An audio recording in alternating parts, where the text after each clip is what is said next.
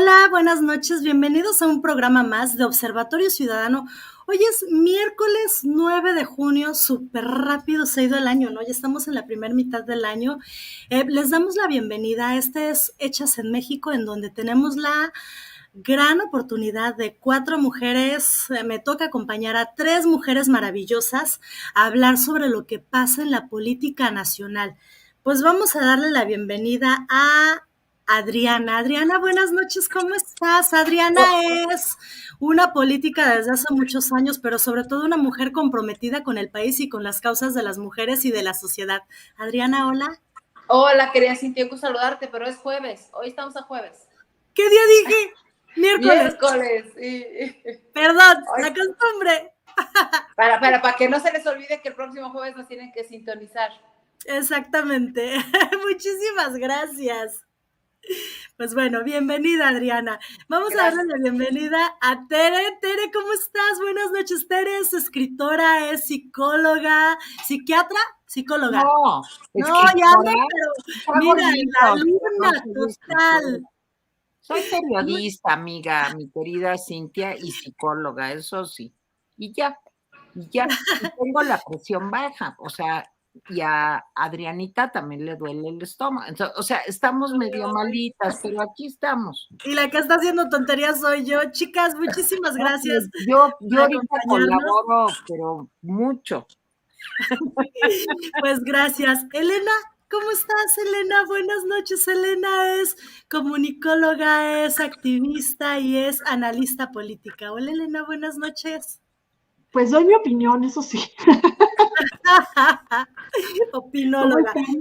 Opinóloga. Pues bueno, y aparte de eso que hacen estas maravillosas mujeres, están luchando día con día desde sus trincheras, desde sus espacios, para hacer de México un país mejor. Estamos ahí poniendo nuestro granito de arena. Por favor, no se olviden de compartir nuestro programa. Si no lo pueden terminar de ver, se queda grabado, ayúdenos. Y pues bueno, les doy la bienvenida a lo último, pero a lo más importante, que es nuestra audiencia. Buenas noches, bienvenidos a Hechas en México en la plataforma de Observatorio Ciudadano. Y esta persona que conduce es Cintia. Es cierto, siempre se me olvida Es presentarme. una Mi nombre mujer es a la que todas queremos y admiramos, trabajadora, que ha seguido con este esfuerzo muy importante para la ciudadanía, que es Observatorio Ciudadano. Muchas gracias, mi Tere, es cierto. Muchas gracias, bienvenidos. Mi nombre es Cintia Herrera y me toca presentar a estas grandiosas mujeres y aprender cada día de ellas. Y pues bueno, bienvenidos a todos. El día de hoy vamos a tocar 3 temas. Vamos a hablar del caso Nazón Joaquín. Si se recuerdan, lo detuvieron en junio del 2019, ya va a ser 3 años, por delitos de atentado contra menores, violaciones. Adriana, ahorita Adriana nos va a ayudar un Trata de poquito más con personas, el tema sí. que es trata de personas, explotación infantil y abuso. 23 casos. Entonces, quiero decirles que este es un tema muy delicado, porque desgraciadamente es un líder de una iglesia que tiene, dicen ellos, que tiene más de 5 millones de simpatizantes, tienen presencia en 58 países y su sede está en Guadalajara. Entonces, yo quiero decirles que lo que aquí expresamos es opinión personal de cada una, no es la postura de Observatorio Ciudadano, ni siquiera lo que yo pueda opinar. Y evidentemente nosotros, o bueno, yo, en mi caso, no cuestiono el tema de la religión, no cuestiono a la gente que está detrás de la religión, sino que en este momento vamos a hablar de Nazón Joaquín, la sentencia que ya se le dio. Él aceptó haber violado. Necesitamos, perdón, es muy fuerte y yo le pediría a Adriana que a lo mejor sea un poco cruda, porque necesitamos visibilizar y saber el tamaño de lo que este señor hizo. Entonces, aceptó haber abusado sexualmente de 3 personas y le dieron solamente 16 años y 8 meses. No sé si pase como en México, que digan, ya llevas 3 años, te quedan 13 años más. Y aparte, si le dicen, tienes buena conducta, esto, el otro, la mayoría de la gente está diciendo que tal vez no estaría en la cárcel ni 10 años. Adriana, por favor, ¿nos puedes hablar un poquito? Y les comento, Adriana ha seguido muy de cerca el caso, ahorita ella nos va a explicar.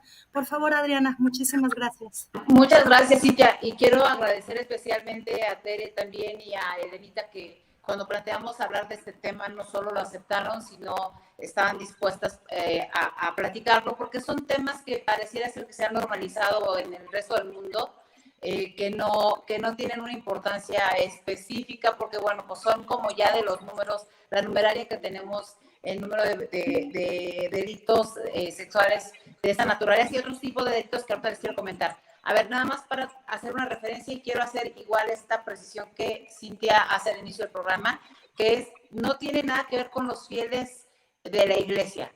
Todos los fieles de la iglesia, cualquier tipo de religión, creen en su fe, respetuosísimos de su fe. Nosotros creemos que cada quien es libre de profesar la religión que considere.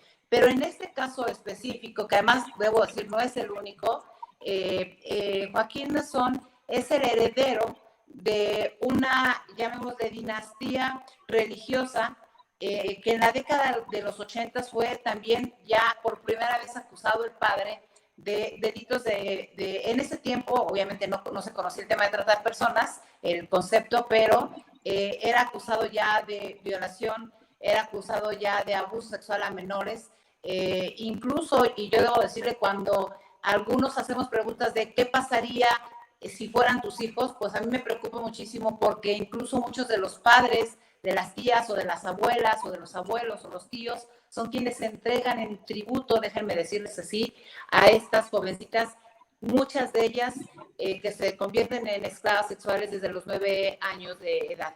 En los años 80, para ser exactos, en el 85, se hizo una denuncia en Ciudad de México. La persona que denunció a un varón después de una serie de abusos tuvo que salir del país y se tuvo que refugiar en Estados Unidos, porque evidentemente había habido complicidades para proteger a esta iglesia que cada día iba creciendo muchísimo más. Y hace 3 años, una mujer, bueno, un poquito más de 3 años, una mujer que había sido secretaria particular de Nazón después de que fue entregada por su tía a los 9 años de edad a este líder religioso, toma la decisión junto con su esposo de hacer la denuncia, porque se dan cuenta de que evidentemente lo que estaba sucediendo en la iglesia, concretamente con los líderes, no era lo correcto. Y entonces recordarán ustedes que el gobierno federal recién iniciado le hace un homenaje a este pseudo líder religioso en el Palacio de Bellas Artes. Es el primer homenaje que se le hace a un líder religioso en el recinto cultural más importante de nuestro país. Hay senadores, hay diputados, 36 diputados y un grupo de senadores que acudieron a hacer este homenaje a Joaquín Nazón, que dentro de las cosas que hace es poner al servicio de todos los partidos políticos llamémosle un proceso de personas que electoralmente son ofrecidos también, ¿no? O sea, hay una serie de delitos alrededor. Xochitl Martín y Sharim Guzmán, concretamente Xochitl, se decide a hacer la denuncia por 36 cargos, entre ellos trata de personas, pornografía infantil, y cuando lo detienen hace 3 años, le encuentran en sus teléfonos celulares, en sus aparatos que le decomisan, que le quita el gobierno de Estados Unidos, porque Xochitl es una ciudadana México-norteamericana, le encuentran una serie de videos de carácter sexual en donde los participantes eran menores de edad, niños de 9 años. No son 6 víctimas, quiero precisar, son cientos de víctimas en todo el mundo, y hay un miedo enorme de poder denunciar. Y la preocupación que nosotros tenemos luego de lo que sucedió el día de ayer en Los Ángeles, California, pues es justamente que las personas que denunciaron están en riesgo sus vidas. Y eso quiero hacer, sin sonar trágico, lo estoy diciendo con toda la claridad y toda la certeza de que conozco el caso desde hace ya cerca de 3 años. A él lo detienen en Estados Unidos, se empieza un proceso, y para evitar el juicio en donde iba a haber los testimonios de hombres y mujeres, de niñas y niños que habían sido abusados, que se habían atrevido ya a presentar estas denuncias ante la Fiscalía de California, pues nos salen con la sorpresa de que el señor, después de 3 años de negar todos estos cargos, de los 36 cargos, él acepta ser culpable en 3 de ellos. Uno de ellos, evidentemente, violación de un menor. Los 3 tienen que ver con actos lascivos y los 3 tienen que ver con un delito de carácter sexual.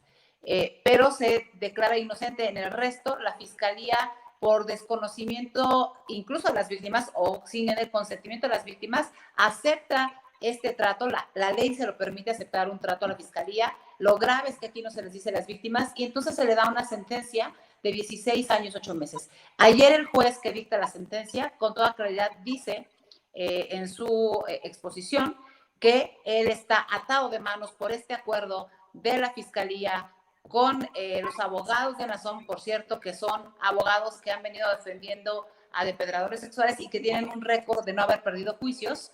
Entonces aceptan evidentemente esta defensa y en este maltrato, yo debo decir, porque hay quienes me dicen, oye Adriana, pero qué bueno, porque aquí en México, que también ya hay una carpeta de investigación al respecto, no se ha hecho nada. Bueno, estoy de acuerdo en eso, pero también es importante señalar que 16 años, 8 meses, que es la pena que se le da a este líder, no son suficientes para todo el dolor. Xochitl tiene más de 30 años y fue entregada a este señor desde los 9 años.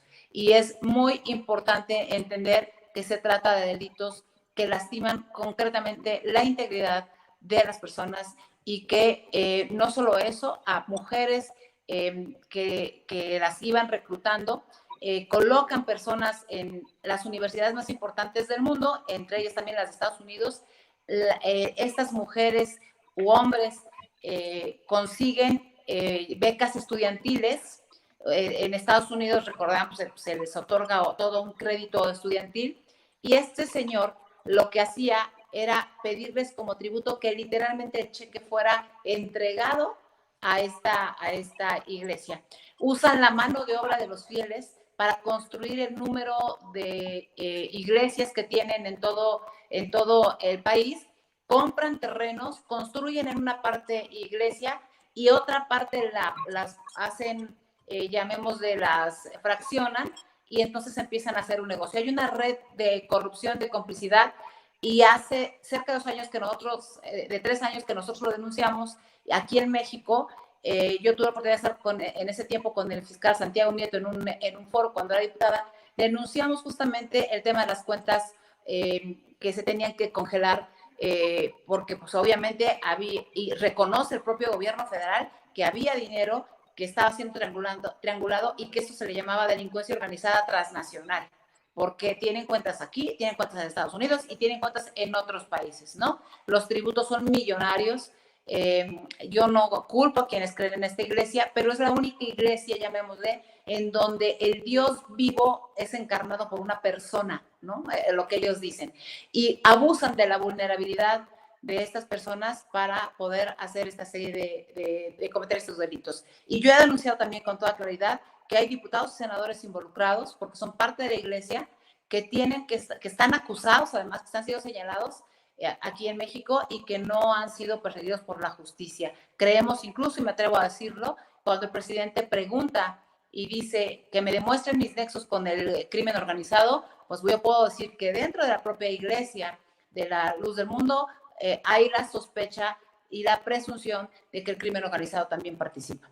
Es un tema no menor, es un tema gravísimo que está afectando a las personas, y bien lo dices, Cintia, y a mí me frustra muchísimo porque tuvimos una rueda de prensa antier en California con medios internacionales y con las víctimas, en donde suplicaban al juez que revalorara la sentencia. Los delitos que él cometió y de los que se declara culpable alcanzaban una pena de más de 100 años y solo se le entregan 16 años, 8 meses, con la posibilidad de que ya recorrieron ya hasta 3 años ahí, se le quitan, y por buena conducta le pueden disminuir otros 2, ¿no? Estoy revisando jurídicamente si además se cuentan los días y las noches, ¿no? Como días, o sea, como si fueran 2, y entonces se puede hacer una pena todavía mucho menor.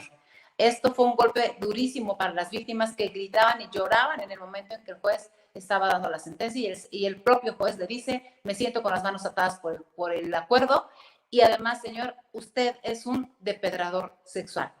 Y si de por sí me dolía el estómago hace rato, hoy que se los platico, créanme que me siento con una frustración enorme porque esto es muy común. Quedaron impunes en México muchos delitos, entre ellos los de Casitas del Sur, a los que les hemos venido dando seguimiento. Hoy hay acusaciones de violación también en algunos albergues de víctimas de trata, personas que se supone la autoridad tendría que estar investigando, y en México ni siquiera ha dado un pasito mayor, un avance en la carpeta de investigación. Yo tuve reuniones con la Fiscalía General de la República y pareciera ser que estos casos no los tocan. Por cierto, debo aclarar y decirlo, yo he venido denunciando todas estas complicidades desde gobiernos anteriores. He denunciado incluso a quienes fueron diputadas de mi bancada, porque a mí me parece que este tema, cuando hay alguien que es delincuente, no es que sea panista, priista, perredista, morenista, es un delincuente y así hay que llamarlos.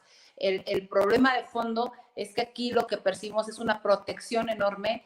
Debió haber pagado cantidades enormes porque la fianza que se le plantea a él es la segunda fianza más elevada en la historia de los Estados Unidos, después de la de Jeffrey Epstein, que ustedes saben también fue acusado por delitos de carácter sexual, y que después de la segunda condena, del segundo juicio, cuando iba a empezar todo este proceso, aparece, entre comillas, muerto en su celda.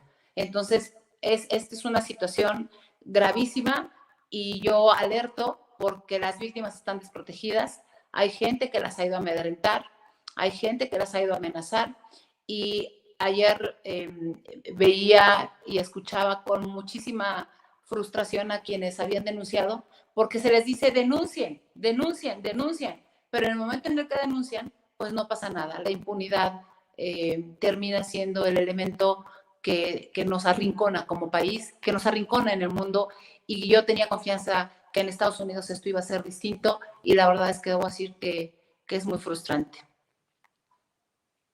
Ay, gracias, Adriana, qué terrible situación. Como dices, es un tema que deja sin palabras, ¿no? Que no debemos de normalizar, que sí debemos de tener muy presente y darle seguimiento porque, pues bueno, Tere, quisiera yo saber tu punto de vista y también ver si podrías. Yo tengo una gran duda, no sé si también a la gente le surja. ¿Qué pasa? Nazón Joaquín se decía, o él se autodefinía y decía en todos sus sermones que él era el apóstol de Jesucristo. Y yo estaba escuchando las entrevistas de la gente ahora que le dieron la sentencia y la gente decía que no, que siguen creyendo que él es bueno. También escuché en varios análisis, he leído que, como dice Adriana, no viene solamente con él este tipo de acusaciones, vienen desde el abuelo, que fue el que fundó la iglesia. Entonces, ¿qué es lo que pasa? ¿Por qué la gente le sigue creyendo? ¿Por qué la gente lo sigue defendiendo? Si lo están comparando incluso con el tema de Maciel, con el tema de Renier, con Nexium, entonces, ¿qué sucede? O sea, en serio, yo no logro entenderlo. Tienes apagado tu micro. Es muy complejo lo que me pregunta Cintia, me duele muchísimo todo lo que acaba de contar Adriana, y a Elenita y a ti y a todas las mujeres nos debe de importar y debemos de levantar la voz ante una situación como esta.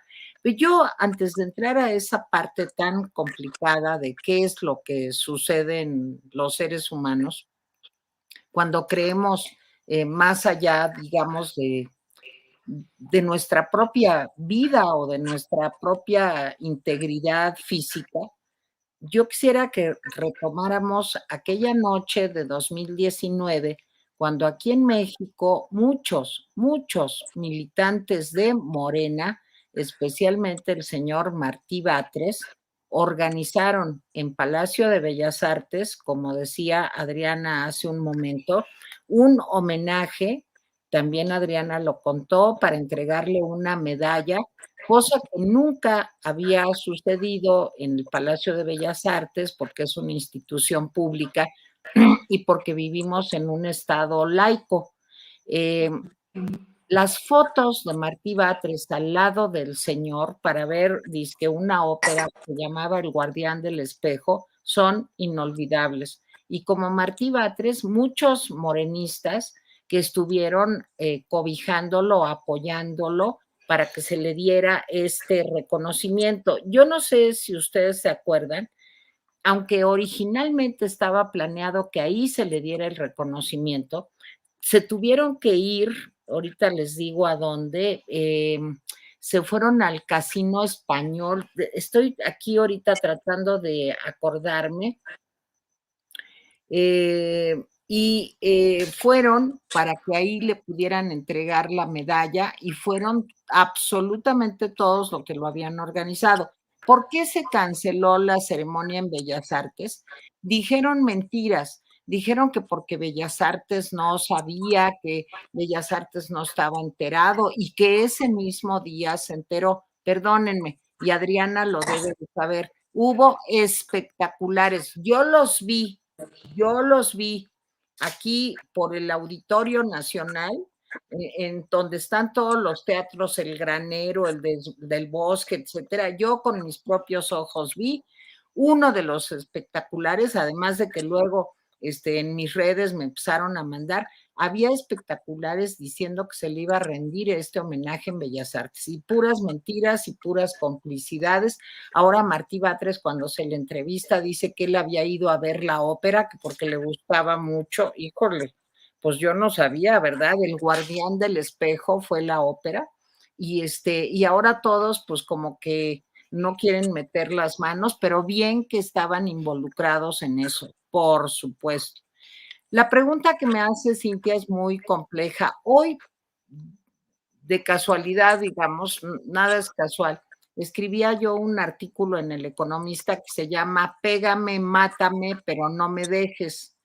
Y es una situación que se da pues en muchos seres humanos, más en mujeres que en hombres. Me estoy refiriendo ahora a estas conductas de dependencia patológica que hacen que aunque te maltraten, aunque te rompan una pierna, te golpeen la cara o esté en peligro tu vida, hay en medio una, digamos, alteración psicológica que hace pues que no tengas ese instinto de supervivencia que te permite pues abandonar una relación tóxica.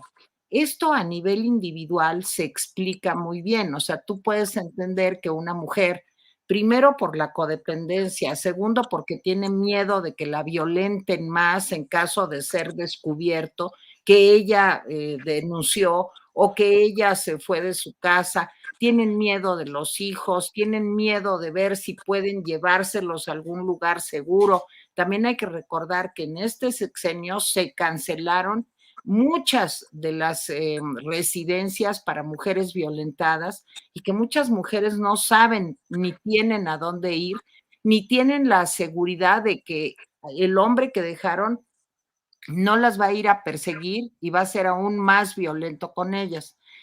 Pero esto que entendemos muy bien en una persona, hay que pensar que esto se reproduce también socialmente y que hay momentos en la vida de los pueblos, ahora sí, que independientemente de que veas de que un líder es autoritario, está destruyendo tu país, todo lo que está haciendo es llevarte a unas condiciones de vida más lamentables, en fin, todo lo que ya sabemos, la gente sigue pensando que es bueno y que hay que apoyarlo.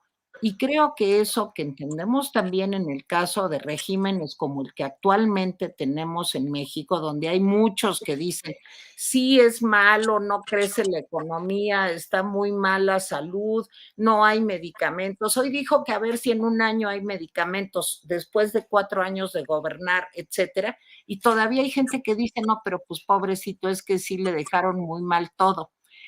entendemos en lo individual y yo creo que podemos entender también en lo político y en lo social esa codependencia de líderes mesiánicos como el señor Nazón, que hacen que la gente esté más allá de su razón y de su instinto de supervivencia creyéndoles. En el caso de Nazón se completa, digamos, el círculo. Es un problema individual, es un problema social y es un problema también de manipulación de líderes carismáticos que, como decía Adriana, por la vulnerabilidad de las personas, por su deseo de creer, por la desprotección que sienten, pues se ven en situaciones casi pues de pérdida, digamos, de un sentido crítico de lo que están viviendo y deciden que los van a seguir y que los van a apoyar, aunque vaya en contra de ellos mismos. Yo aquí me quedaría, es un tema que da para que tuviéramos varios programas con expertos también para analizar esto. Gracias, Tere, gracias, de verdad es increíble. Elena, La Luz del Mundo, la Iglesia de la Luz del Mundo sacó un comunicado en donde decían que él aceptaba la sentencia y se había declarado culpable porque era el mejor camino para proteger la iglesia y a su familia. Entonces, ¿qué opinión te merece a ti al respecto de este tema? El posicionamiento oficial de la iglesia, terrible, ¿no? ¿Tienes tu micro apagado? Igual, gracias. Sí. Es lógico, ¿no? O sea, es lógico porque es la forma de darle la vuelta y de volver a victimizarlo y a ponerlo como el santo y el héroe, ¿no? Mira, estuve leyendo un poquito acerca de esta, pues, no sé cómo llamarla, secta o qué, porque en esa iglesia de la Luz del Mundo, el apóstol, que en este caso es el Nazón, es la máxima autoridad. Se le considera que fue impuesto por la voluntad divina y que es un mediador entre Dios y los hombres, que posee cualidades extraordinarias. Y también le es llamado el ungido de Dios sobre la tierra. Cuando estás viendo lo que para ellos representa esa figura, evidentemente se entiende que si esa figura te cae al lodo, se cae la iglesia entera. Porque no es un sacerdote que falló y que pues lo retiras de la feligresía y ya, es la base de esa iglesia, es el que comunica esa iglesia con Dios, es la máxima autoridad, fue impuesta de manera divina para ellos. Entonces, ¿te imaginas? Sería como quitarles las patas de la mesa. Entonces ellos ahorita lo que están haciendo es acomodar, ¿no? Acomodar de manera que además de todo es el santo que está haciendo algo bueno por su iglesia para salvarla. Bueno, ¿y por qué algo tan inverosímil y tan absurdo? Hay gente que se lo puede creer. Tere, como decía, no es solamente cuestión de iglesia, no es solamente cuestión de religión. En este caso es así. En este caso es la fe en esta persona y en esta iglesia. Pero lo vemos en la política y lo vemos en todos lados y verdaderamente sí, gran parte de la población tiene ahí pues algo no resuelto, ¿verdad? Es una parte, yo creo que se quedó trunco el desarrollo, a lo mejor emocional o psicológico, porque son como niños pequeños, como que necesitan un papá y una mamá que les digan por dónde, y oyes a la gente decir, es que necesitamos un líder, y por eso estamos como estamos. Por eso hay las botargas populistas en los gobiernos y se están dando cada vez más en el mundo y vemos un Bolsonaro y vemos un López Obrador y vemos un Maduro y vemos una sarta de locos, un Putin y que todavía haya gente que lo sigue es inverosímil. Pero ¿sabes qué pasa? Que es una fascinación la que ejercen. Por ejemplo, la que ejercía Hitler. Hoy oyes los discursos de Hitler y su voz pituda y dices, ¿cómo le pudieron crear este loco lunático? O sea, y sin embargo en este momento ejercen una fascinación que se convierte en lealtad. y esa lealtad se transforma en fanatismo. Y eso estás entrando en un terreno que no es racional, es de fe. ¿Cómo le dices a la gente que cree en algo o en alguien que eso no es? Cuando estás en el terreno de las creencias y no de las ideas, cuando toda la información que les des no la van a tomar en cuenta. Lo vimos con el padre Maciel, lo vimos con bueno, estaba yo leyendo, por ejemplo, casos como el de las sectas estas que acaban siendo suicidios colectivos, ¿no? El más grande que ha habido, el suicidio colectivo más grande de la historia, fue de 918 personas que voluntariamente siguieron al líder y se suicidaron al mismo tiempo en la Guyana, al noroeste de América del Sur. Un tal pastor evangélico llamado Jim Jones, americano, bueno, no sé cómo le hizo para conseguir que toda esa gente se fuera de Estados Unidos para allá, a la selva, y que aparte acabara con su vida al mismo tiempo. ¿Cómo? ¿En qué cabeza cabe hacer eso? Bueno, pues la verdad sí es un tema para analizarlo, porque ahorita que estamos viendo cómo hay mujeres que entregan, abuelas que entregan a sus hijas a que abusen de ellas en esta secta, dices, pero ¿dónde estamos, no? ¿Dónde estamos parados? Y todavía lo sigan defendiendo. Mira, yo no me meto con la fe de las personas, pero sí con su salud mental. Y esto ya rebasa lo salubre, ¿no? Sí, o a final de cuentas, o sea, si tú quieres creer en la marioneta, en tu perrito o en los ovnis, adelante. El tema es que no perjudiques, ¿no? Que no lleves a tus hijos, que no los entregues, que no entregues a tu esposa, o sea, no lo sé, ese tipo de Oye, cuestiones. y además hay que comentar algo. Esta secta ejerce un control, o sea, a mí todo lo que ejerce un control, llámese gobierno, llámese ideología, llámese secta religiosa, todo lo que se basa en el control de las personas, a mí me para los pelos de punta y me pone todas las alertas.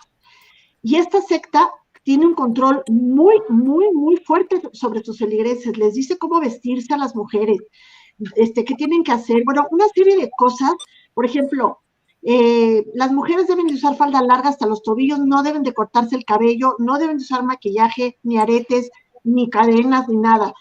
Deben de usar velos en el templo, y así como esa, varias cosas, ¿no? Bueno, y su supervisor dentro de la iglesia les tiene que aprobar el novio o la novia, o sea, con quién se van a casar, y una serie de cosas de control absoluto en la vida de las personas que no es normal, de verdad, no es normal.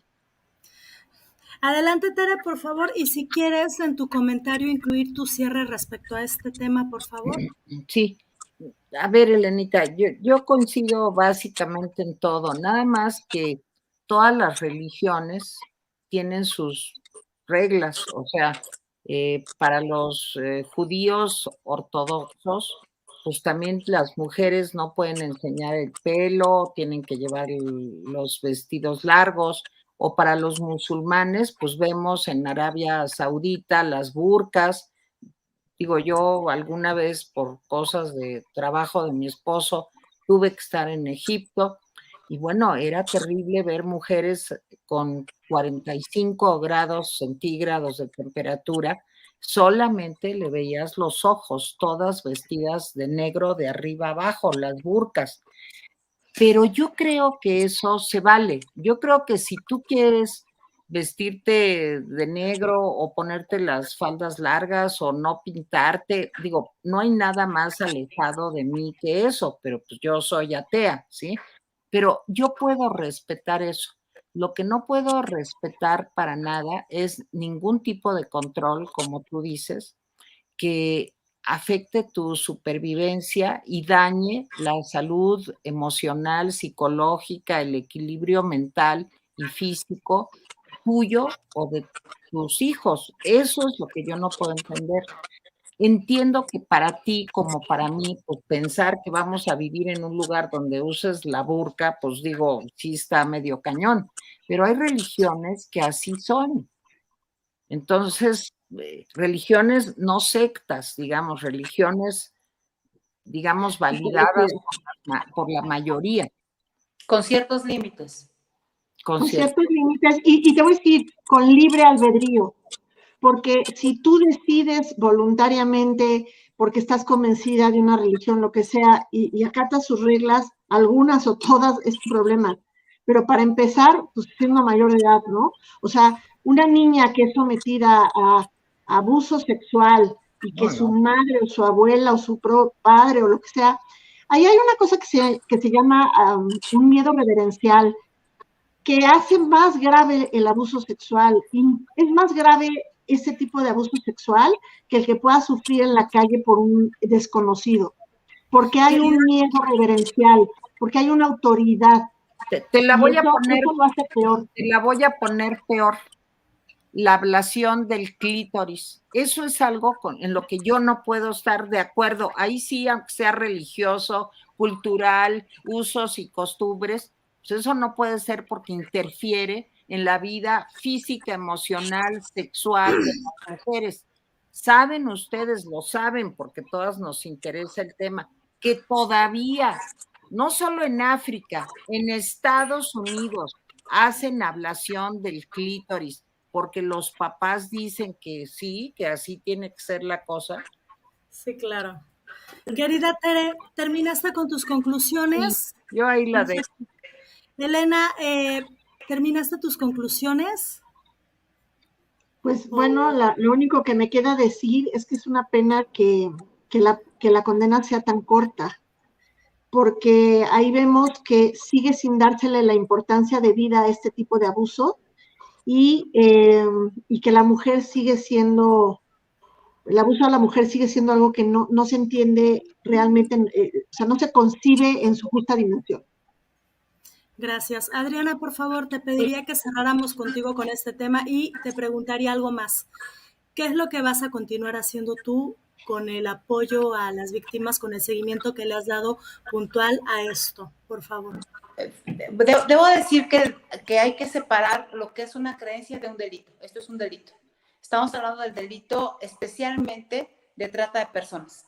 La trata de personas tiene ciertas características. Es uno de los delitos más difíciles de entender. Todo el mundo lo confunde con prostitución, incluso todavía le llaman trata de blancas, ¿no? A ver, hay varios elementos. Primero, decir que en el caso concreto en este caso concreto, hay un delito de trata de personas porque hay un reclutamiento de niñas, niños, y adultas, mujeres y adultos hombres. O sea, no solo es un abuso hacia las mujeres, que es generalmente se da y es, llamemos de lo que era conocido, ¿no? También hay varones con diversos fines de explotación. Uno de ellos tiene que ver con el abuso sexual, o sea, son esclavas sexuales o esclavos sexuales, los niños, o sea, tiene que ver con pederastía. Tiene que ver otro tema con trabajo, servicio forzado, es decir, los forzan a construir sin ningún pago todas sus cosas, o sea, tienen servidumbre forzada, es decir, van a hacer el quehacer a todos los líderes, las señoras sin cobrar un solo peso, o sea, no reciben un solo peso por servir, por tener ahí esta parte de servidumbre. Y debo dar algo que a mí se me hace verdaderamente gravísimo, porque los integrantes de esta iglesia se les llama siervos, los siervos de Dios. No, pues. Se les hace conocido el término, ¿verdad? Con este tema de siervos de la nación. Bueno, déjenme decirles que fue parte de lo que a mí me impactó muchísimo más, porque yo he hecho acusaciones, incluso, y reitero, a todos los gobiernos de todos los partidos, incluyendo el mío, ¿no?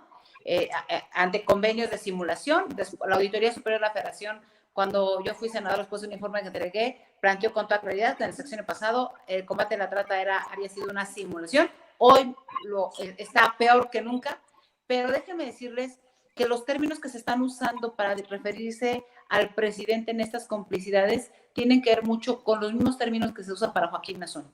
Es decir, el iluminado, la persona que llegó para salvar a otras, o sea, y entienda la pregunta inicial que le hiciste a Tere.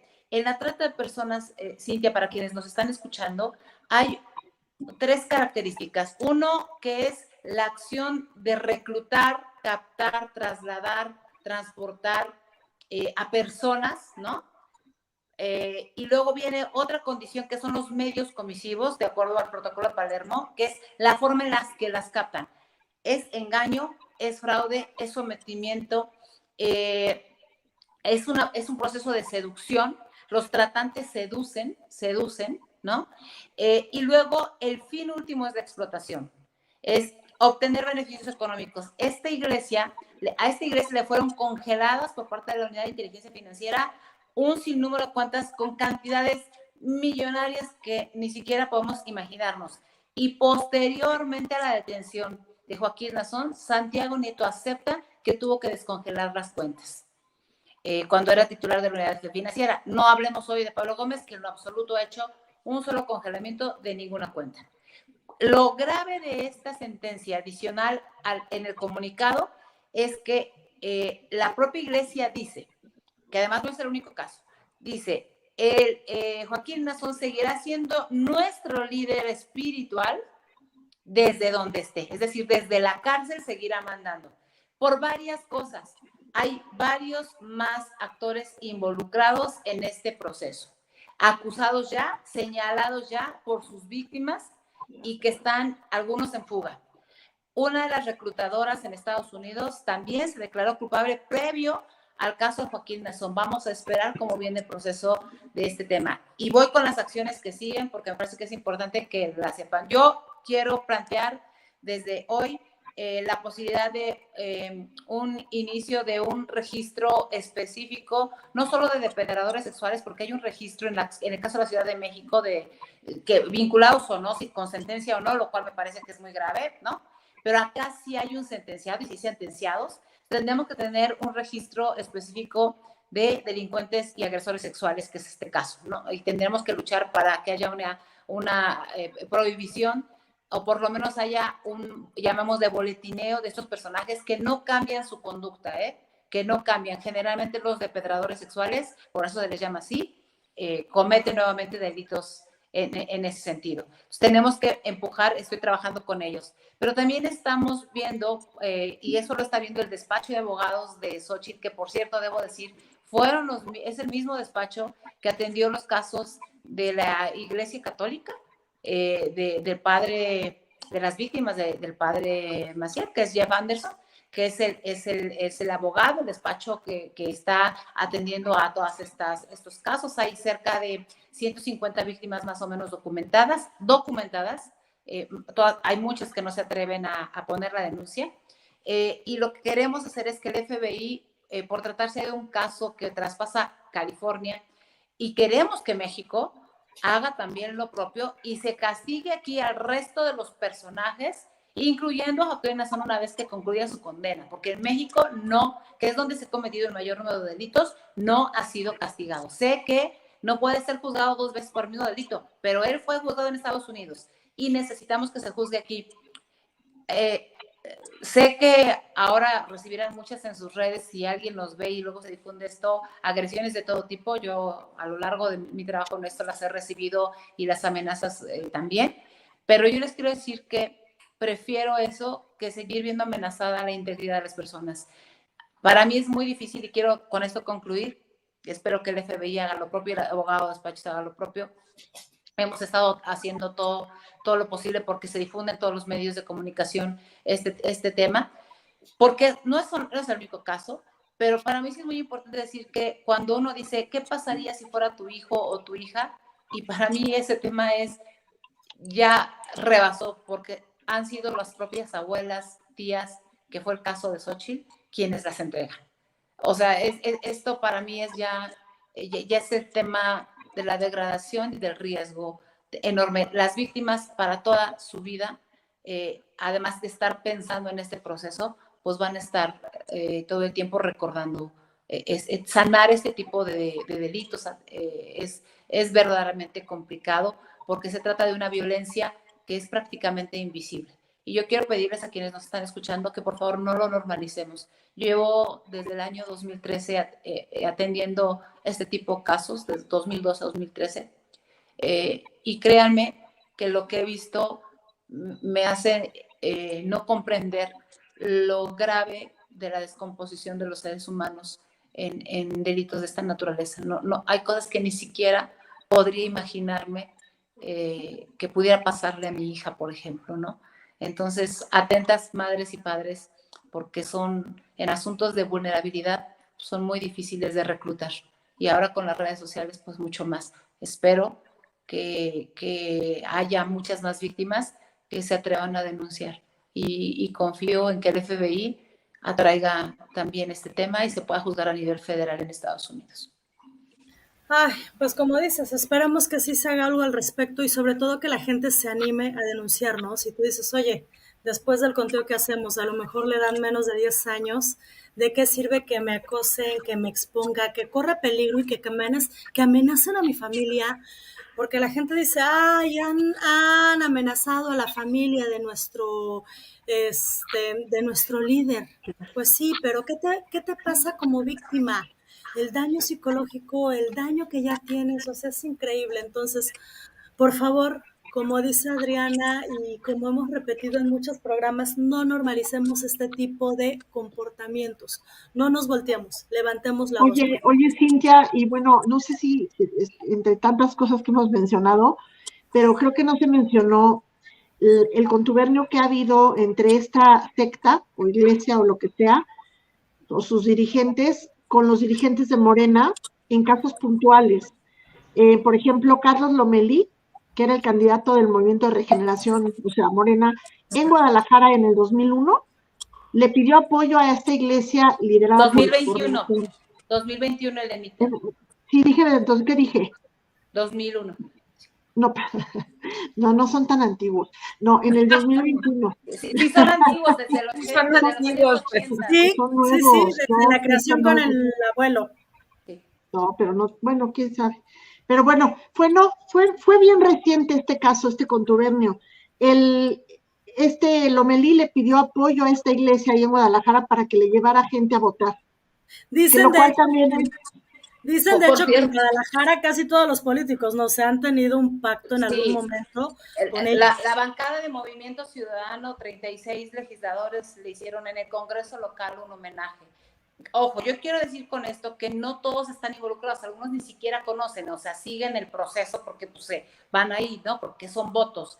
Hay quienes sí están involucrados, y yo sí quiero decir porque están incluso en las denuncias. Yo he denunciado al senador que fue el responsable de gestionar el evento en Bellas Artes, que fue Rogelio Israel Zamora, senador del Verde Ecologista, y al actual diputado también, que era del PRD antes y ahora es de Morena, que es Emanuel Reyes Carmona. Yo los he denunciado porque están, o sea, gestionan este tipo de cuestiones, no solo los recintos, o sea, son parte de los operadores en el cabildeo para las complicidades del poder. Yo sé que es peligrosísimo esto, ¿no? Pero finalmente, si no denunciamos, ¿qué hacemos? Y como eso, les puedo dar otros nombres. Quiero decir que el caso concreto de Carlos Lomelí, Elenita, yo lo llevé a la Fiscalía General de la República. Yo hice la denuncia, presenté denuncia por delitos electorales y también para la investigación de estos casos. ¿Qué crees que ha pasado con la denuncia? Absolutamente nada. Pues está archivada desde ese tiempo. O sea, sí, porque luego me dicen, es que nada más denuncian públicamente. No. Yo sí fui a la Fiscalía General de la República, sí metimos denuncia. Y varios compañeros me ayudaron a firmar esa denuncia, y debo decirles que tristemente, pues a la única que después mandaron para ratificar la denuncia fue su servidora, ¿no? Y ha sido súper frustrante porque no avanzan en absoluto con este fiscal general, que tiene más asuntos familiares que otra cosa, ahí, con el peor fiscal que hemos tenido a lo largo de nuestra historia. Pues obviamente no va a hacer absolutamente nada. ¿Te imaginas lo que significa? O sea, que esta gente igual la ponen a construir un templo, que igual la ponen a prostituirse, que igual la ponen a ir a votar por quien, o sea, de verdad son como esclavos, qué horror, pero bueno. Es conocida, Elenita, como la esclavitud moderna de otras personas, y yo quiero decir, bueno, son adultos muchos, pero una gran parte son niños. Reitero, la edad promedio en la que se entregan es a los 9 años. Qué horrible. Pues bueno, chicas, se nos fue el tiempo con este tema. Perdón. Como dice Tere, no, para nada. Como dice Tere, yo creo que es un tema muy importante que a lo mejor muchos de repente se nos había ido, como les decía en el chat, de repente, oye, pues tiene 3 años ya. Yo voy a ser sincera, yo ya ni me acordaba de Nazón. Entonces debemos estar como dándole un seguimiento de qué pasa en este tipo de cuestiones tan importantes que nos han afectado y que nos pueden afectar como sociedad y sobre todo en México. Muchísimas gracias, Adriana, por traerlo por visibilizárnoslo, por hacerlo más evidente. Ya nos faltaron los temas de la Cumbre de las Américas y la ausencia de AMLO y las elecciones, pero bueno. No sé si quieran hacer un comentario rapidísimo o ya nos vamos.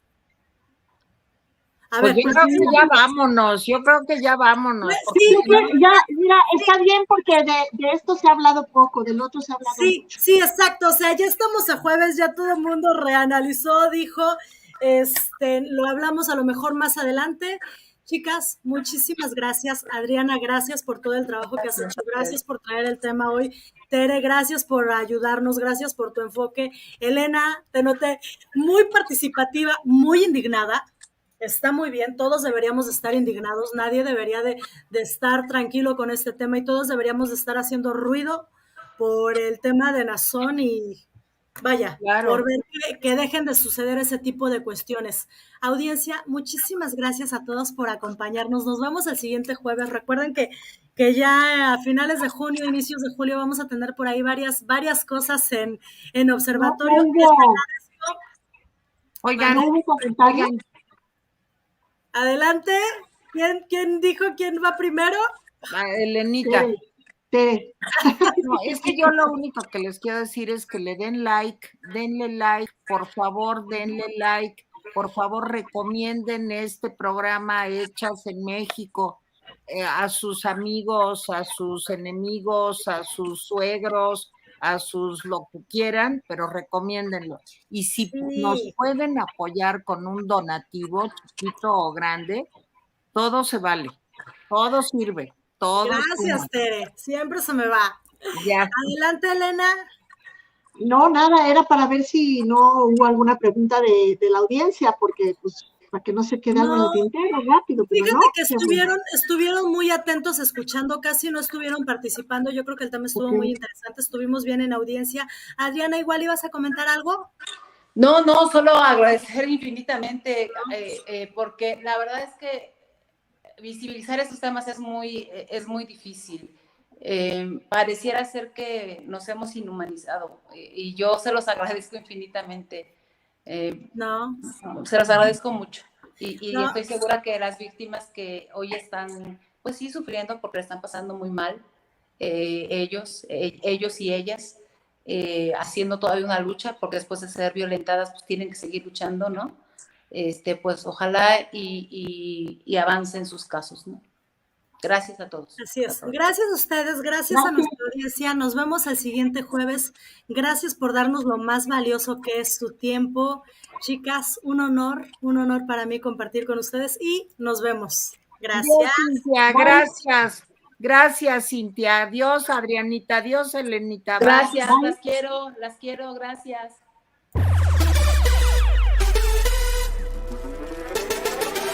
Ya sabes quién te ha mentido, a nuestro pueblo ya lo tiene dividido. Ya sabes quién es un demente, con gabinete repleto de incompetentes. Ya sabes quién ha fracasado, la economía del país ha destrozado.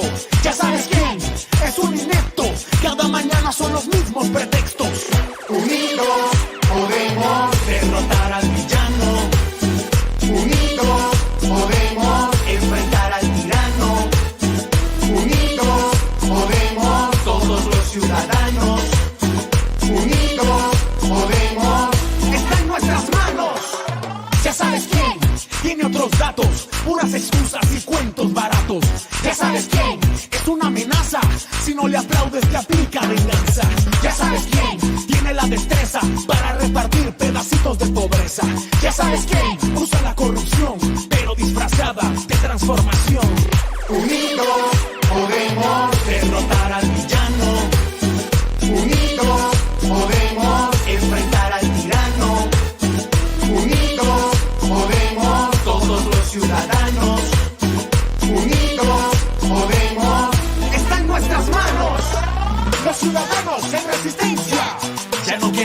más división. Rechazamos tu incompetencia, la impunidad y tu corrupción. Los ciudadanos en resistencia, ya no queremos más división. Rechazamos tu incompetencia, la impunidad y tu corrupción.